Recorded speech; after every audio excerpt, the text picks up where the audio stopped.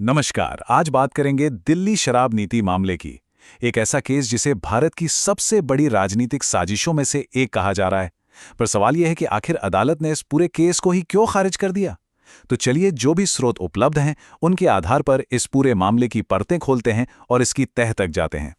सोचिए, 21 मार्च 2024 देश की राजधानी में एक सिटिंग चीफ मिनिस्टर को गिरफ्तार कर लिया जाता है। जाहिर है, हंगामा तो होना ही था, लेकिन फिर कुछ वक्त बाद अदालत का फैसला आता है जो एक बिल्कुल ही अलग कहानी बयां करता है। मतलब, एक तरफ गिरफ्तारी और दूसरी तरफ कोर्ट का कहना कि केस बेबुनियाद है। ये सब हुआ कैसे? यही तो सबसे बड़ा सवाल है। तो इस पूरी कहानी को समझने के लिए हम इसे 5 हिस्सों में देखेंगे। सबसे पहले हम बात करेंगे उन खतरे की घंटियों की जो इस जांच से पहले ही बजने लगी थीं। फिर देखेंगे कि आखिर वो पॉलिसी क्या थी जिसकी वजह से ये सारा बखेड़ा खड़ा हुआ। इसके बाद हम पीएमएलए नाम के उस कानूनी ब्रह्मास्त्र को समझेंगे जिसका इस्तेमाल इस केस में हुआ। और फिर आएगा कहानी का क्लाइमैक्स, यानी अदालत का वो तीखा फैसला जिसने सब कुछ पलट कर रख दिया। और आखिर में देखेंगे कि इसका पॉलिटिकल असर क्या हुआ। तो चलिए शुरू करते हैं। इस पूरे केस को अगर समझना है तो हमें थोड़ा पीछे जाना होगा। आम आदमी पार्टी यानी आप के पॉलिटिकल राइज को देखना होगा, क्योंकि स्रोत बताते हैं कि इस जांच का पॉलिटिकल कॉन्टेक्स्ट समझे बिना पूरी कहानी समझ नहीं आएगी। जो स्रोत हैं वो इसे 3 खतरे की घंटियों की तरह देखते हैं। हुआ ये कि आम आदमी पार्टी एक के बाद एक चुनाव जीत रही थी। उनकी ये जो चुनावी सफलता थी वो एक बड़ी पॉलिटिकल चुनौती बनती जा रही थी। देखिए ना, पहले दिल्ली में जबरदस्त जीत, फिर पंजाब में ऐतिहासिक बहुमत, और उसके बाद तो गुजरात में सीधे मुकाबले का ऐलान कर दिया। ये तीसरी घंटी थी।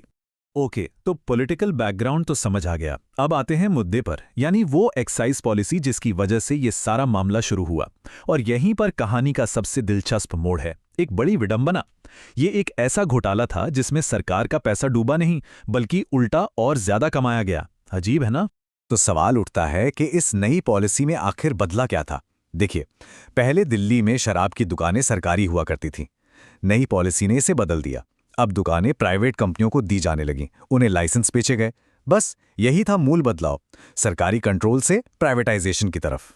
और अब देखिए सबसे चौंकाने वाली बात, इस नई पॉलिसी से सरकारी खजाने को कोई नुकसान नहीं हुआ, बल्कि फायदा हुआ। जो रेवेन्यू का टारगेट था उससे 27% ज्यादा कमाई हुई। अब आप ही सोचिए, एक ऐसा घोटाला है जिसमें सरकार का पैसा जाता नहीं बल्कि और आ जाता है। यही वो पॉइंट है जो इस केस को इतना अजीब बनाता है। तो सवाल यह है कि अगर सरकार को फायदा हो रहा था तो फिर जांच शुरू ही क्यों हुई? स्रोत के मुताबिक इसकी पूरी चेन को समझना जरूरी है। रिपोर्ट फाइल की दिल्ली के चीफ सेक्रेटरी ने, जो केंद्र सरकार के अपॉइंटी हैं। ये रिपोर्ट गई लेफ्टिनेंट गवर्नर यानी एलजी के पास, जो खुद केंद्र सरकार के अपॉइंटी हैं। और फिर एलजी ने जांच का आदेश दिया सीबीआई को, जो कि एक सेंट्रल एजेंसी है। तो पूरी चेन, जैसा कि स्रोत बताता है, केंद्र सरकार से जुड़ी हुई थी। ठीक है, तो अब तक हमने पॉलिसी और जांच की शुरुआत को समझा। अब आते हैं उस कानूनी दांवपेच पर जिसे इस कहानी का ब्रह्मास्त्र कहा जा रहा है। एक ऐसा कानून जिसके चलते इस केस में गिरफ्तारियां तो हुई, लेकिन जमानत मिलना वो लगभग नामुमकिन हो गया। और ये कानून है पीएमएलए, यानी prevention of money laundering act. अब देखिए, ये कानून बना तो था ड्रग ट्रैफिकिंग और टेरर फाइनेंसिंग जैसे बेहद संगीन जुर्मों से लड़ने के लिए। लेकिन स्रोत ये दावा करते हैं कि पिछले कुछ सालों में इसका इस्तेमाल विपक्षी नेताओं के खिलाफ एक हथियार की तरह किया गया है। तो ये पीएमएलए इतना खतरनाक क्यों है? इसे ऐसे समझिए, हमारे नॉर्मल क्रिमिनल लॉ का सिद्धांत है, आप तब तक बेगुनाह हैं जब तक दोषी साबित ना हो जाएं, है ना? लेकिन पीएमएलए इस पूरी बात को पलट देता है। यहां जमानत के लिए सिद्धांत बन जाता है, आप तब तक दोषी हैं जब तक खुद को बेगुनाह साबित न कर दें। सारा बोझ आरोपी पर आ जाता है, और यही चीज जमानत को लगभग नामुमकिन बना देती है। तो अब तक हमने देखा कि केस कैसे बना, कौन सा कानून लगा। अब चलते हैं कहानी के क्लाइमैक्स की तरफ। वो दिन जब अदालत का फैसला आया और उसने इस पूरे केस का रुख ही मोड़ दिया। कोर्ट ने जांच पर जो कहा वो सुनने लायक है। अदालत ने अपने फैसले में जो कहा वो वाकई में हैरान करने वाला था। कोर्ट ने कहा कि सीबीआई का पेश किया गया केस न्यायिक जांच में टिक ही नहीं पाया और पूरा मामला बेबुनियाद साबित हुआ है। सोचिए, 2 साल की जांच, इतनी गिरफ्तारियां, और आखिर में कोर्ट कह रहा है कि पूरा केस ही बेबुनियाद है।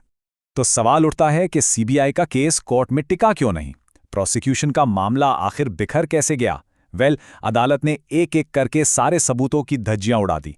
सबसे पहले मनी ट्रेल का सबूत, वो थे सादे कागज पर पेंसिल से लिखे कुछ नोट। फिर मुख्य गवाह कौन थे? वो लोग जो खुद इस केस में सह आरोपी थे। और सबसे बड़ी बात, एक बहुत जरूरी कैबिनेट नोट जिसमें कुछ लीगल ओपिनियन थे जो आरोपियों के पक्ष में जा सकते थे, उसे सीबीआई ने हजारों ईमेल के ढेर में कहीं दबा दिया। इस सबूत छिपाने वाली बात पर तो जज ने सीबीआई को बहुत सख्ती से फटकार लगाई। उन्होंने कहा कि ये सप्रेशन बाय ऑब्सक्यूरिटी का साफ मामला है। आसान भाषा में कहें तो जानबूझकर इतने सारे कागजों में सच को ऐसे छिपा दो कि वो किसी को मिले ही नहीं। ये एक बहुत गंभीर आरोप था। और इन सब के बीच एक सबसे बड़ा सवाल जिसका जवाब प्रोसिक्यूशन दे नहीं पाया, वो ये था कि असली मनी ट्रेल था कहाँ? अगर ये इतना बड़ा घोटाला था तो पैसा आखिर गया कहाँ? और यहीं पर स्रोत एक ऐसा दावा करता है जो पूरी कहानी को एक और मोड़ देता है। स्रोत के मुताबिक केस में जो मुख्य गवाह था उससे एक पक्का मनी ट्रेल तो मिला था, लेकिन वो पैसा आपके पास नहीं गया। वो पैसा गया था इलेक्टोरल बॉन्ड्स के जरिए रूलिंग पार्टी यानी बीजेपी को। आखिर में कोर्ट ने पूरी जांच पर अपना फाइनल वर्डिक्ट सुना दिया। उन्होंने कहा कि ये जांच नहीं थी, ये एक पहले से सोची समझी कहानी थी। ऐसा लग रहा था कि सीबीआई ने पहले ही तय कर लिया था कि नतीजा क्या निकालना है, और फिर उस नतीजे में फिट होने के लिए सबूत घड़े गए। ये एक कोरियोग्राफ्ड एक्सरसाइज थी, कोर्ट के शब्दों में।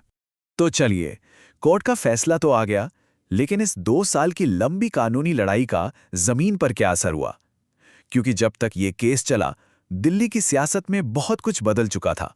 तो अब बात करते हैं इसके पॉलिटिकल नतीजों की। देखिए, जब तक ये केस चलता रहा, दिल्ली का पूरा पॉलिटिकल सीन ही बदल गया।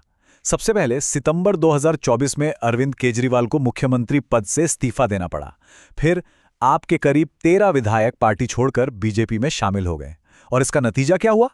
फरवरी 2025 में हुए चुनावों में 27 साल बाद बीजेपी ने दिल्ली में सरकार बना ली। एक के बाद एक सब कुछ बदल गया। तो इस पूरी कहानी के अंत में हम आपको स्रोत के इसी आखिरी विचार के साथ छोड़ जाते हैं। ये हमारी संस्थाओं की ईमानदारी और किसी एक व्यक्ति के साहस पर एक बहुत बड़ा सवाल खड़ा करता है।